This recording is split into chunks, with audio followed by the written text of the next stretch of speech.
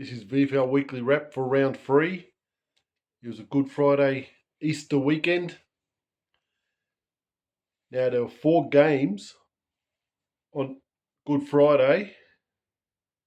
I went to one of them. I'll go through the other results.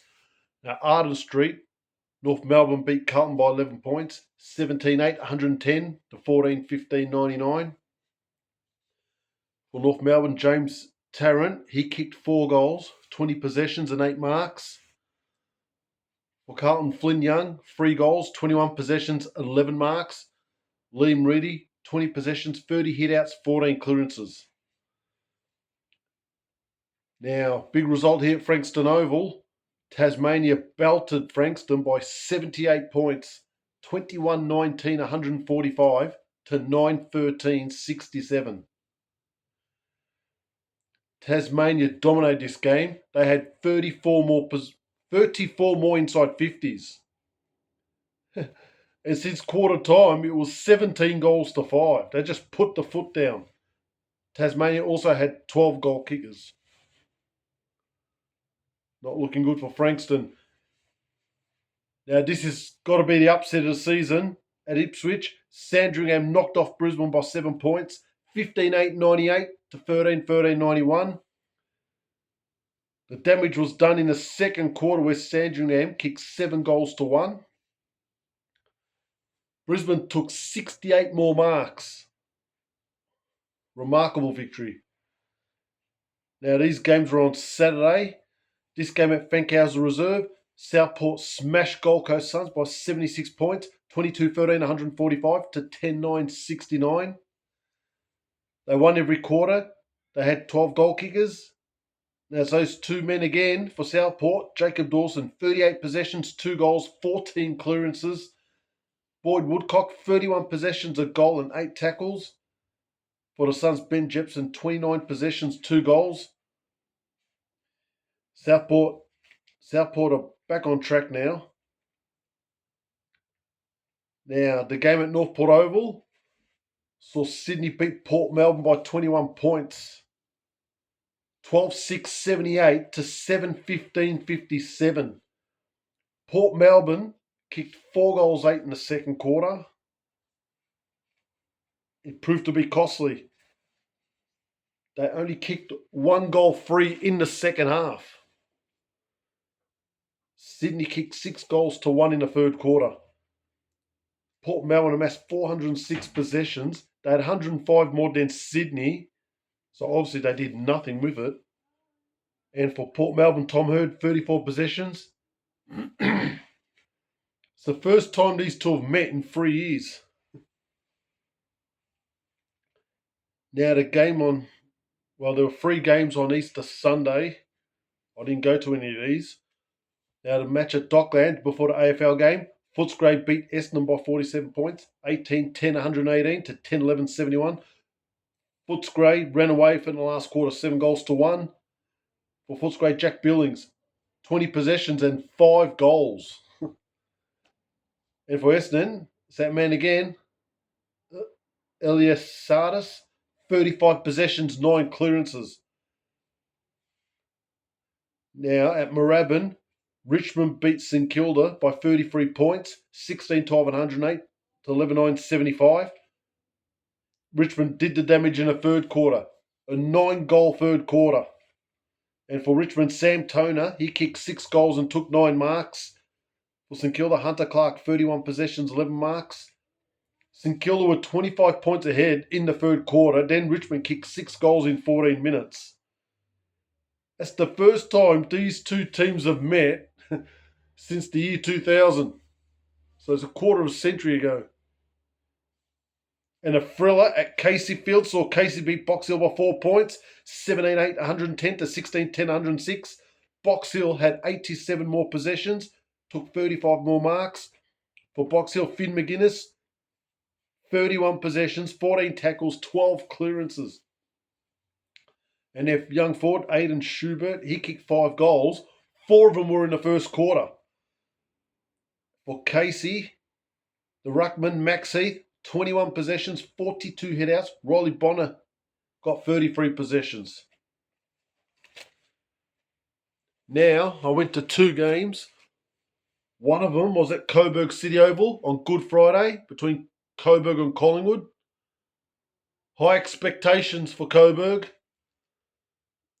and they got done.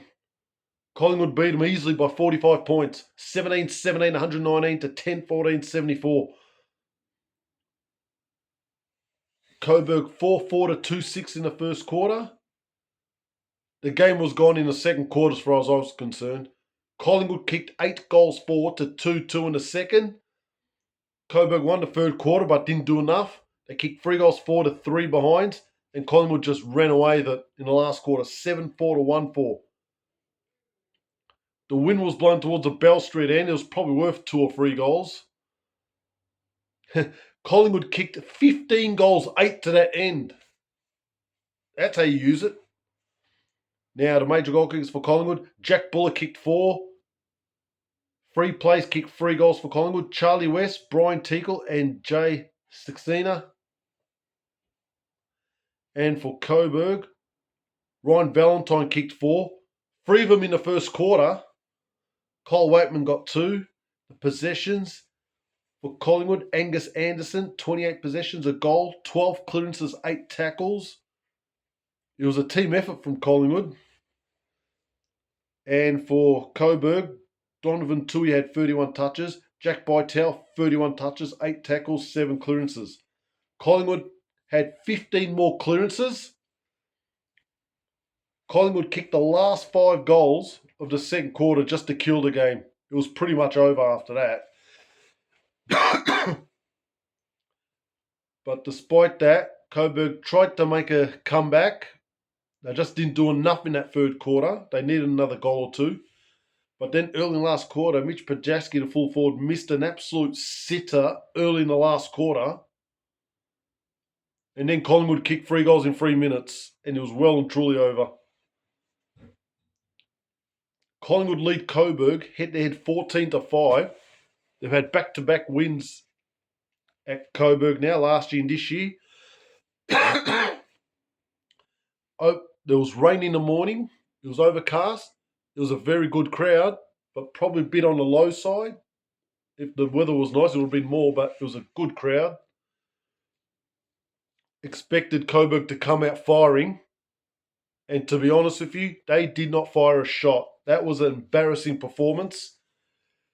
Collingwood, they just applied themselves well. They were so professional. They played as a team. They absolutely dominated the clearances. They dominated the inside 50s as well. They utterly destroyed them in that second quarter. It was one-way traffic. That was a poor performance from Coburg. And they got a lot of soul searching to do. I left disappointed because I expected more. What else can I say? Now, the game I went to on Saturday was at Chirnside Park, and this was even a worse game. Geelong absolutely belted up on Werribee, 44-point winners, 12-18-90 to 6-10-46. The game was gone in the first quarter. Geelong kicked 6 goals, 7 to absolutely nothing.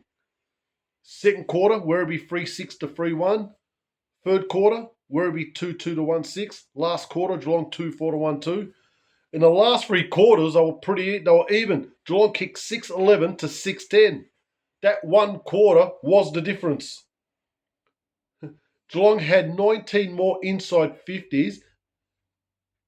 It was ridiculous how dominant they were in that first quarter. They had 21 inside 50s. 21 in that first quarter. I'll get to that in a moment. Geelong was 7 goals 7 early in the second quarter before Werribee even scored. There was a win, but I don't think it favoured one end. It was more cross ground, really, to be honest. Now for Geelong, James Ballantyne kicked 4. 2 plays kicked 2 goals. Jesse Mello and Marcus Herbert. For Werribee, Jay Dowhouse got 2. The possessions, Marcus Herbert, he just dominated with his 2 goals. 32 possessions. James Warple, serviceable game, 24 possessions, 6 tackles, 7 clearances. Now for Werribee, The best player again was Charlie Lazaro, 29 touches, 20 of them were kicks, 8 clearances. Jake Smith, 25 possessions, 8 marks. Jalen Pavlidis, 27 possessions, 9 marks. And skipper Jesse Clark, 26 touches, 9 marks. Quite staggering. Werribee have now lost 8 of their last 10 games at home at Chirnside Park, Melbourne Avalon Airport Oval, whatever it's called. Mate, that first quarter by Werribee lacked intensity. I don't know what they tried to do. It just seemed to me they set up a wall and they're just guarding space. There were so many Geelong players open, loose. It's like they're just lining up. It's just like chucking those ping pong balls in a clown's mouth. It was just, they're just waiting for it, just going bang, bang, bang.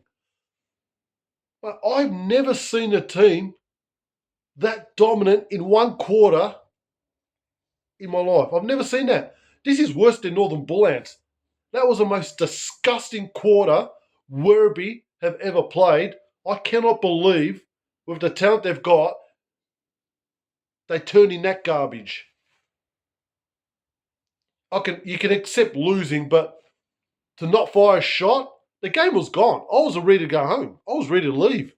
But then Werribee showed something in that second quarter, but they didn't kick enough goals. The game's gone. If you give a team like Geelong a 7-goal head start, you're done. The crowd, it was just so quiet, subdued, no intensity, no atmosphere. It was just dead. Such a disappointing day for that club. I can go on, but I won't. Geelong, they look like they're the real deal. They're flying at the moment. And they've got Werribee again there. They've beaten them there again. Well, I've said enough of that. I'll just look at the ladder. Just a quick look. Geelong, Tasmania, 3-0. Footscray, GWS, Williamstown, 2-0. So there's 5 teams undefeated. 4 teams haven't won yet. Carlton, Brisbane, Gold Coast are 0-2. St Kilda, 0-3. I'll go to my blowtorch. 4 standalone clubs played at home on the weekend, and they all got belted. Port Melbourne were pathetic at home against Sydney, their first home game for the year. I watched that on the live stream, that last quarter, and that was absolute rubbish. I cannot believe that they didn't fire a shot in that game. Werribee is just self-explanatory. I just mentioned it. That was pathetic. There's something wrong. There's something wrong with that playing group right now. I don't know what it is, because they had no intensity. And Coburg, all the hype, that was pathetic. That was absolutely pathetic. I probably overestimated them. Those 3 clubs playing their first home game of the year, and they were absolutely shithouse. Frankston, another team, they got hammered by Tasmania at home. They've had 3 home games this year, and they've been pouring all of them and escaped with 1 win. Not a good week for standalones, other than Sandringham. Willie had the bye, of course. This just can't keep up. I just hope they get their act together, because that was pretty ordinary. Well, next week's a stupid gather round state game. Absolutely ridiculous. I don't know what to say. There's 10 games in round 4. There's 3 games on Friday. Geelong, Footscray, Sydney, GWS, Carlton, Collingwood. Saturday, there's 6 games. Gold Coast against Essendon at 9 o'clock. That's just the dumbest start time ever. Willie against Southport. I'm going to Coburg, St Kilda. That's the ABC game. Sandringham, North Melbourne. Port Melbourne, Box Hill. Werribee, Frankston. Only 1 game on Sunday again. Casey, Brisbane. Ridiculous. Stupid fixturing yet again. I don't have time for my gripe because my time's nearly up. So Richmond, Tasmania have the bye. It was a very interesting round of football. And if you want to subscribe to this channel, Kirk Gench 8878. Press that like button. I'll be going through the week in VFL. A very interesting week of football. I'll see you next time.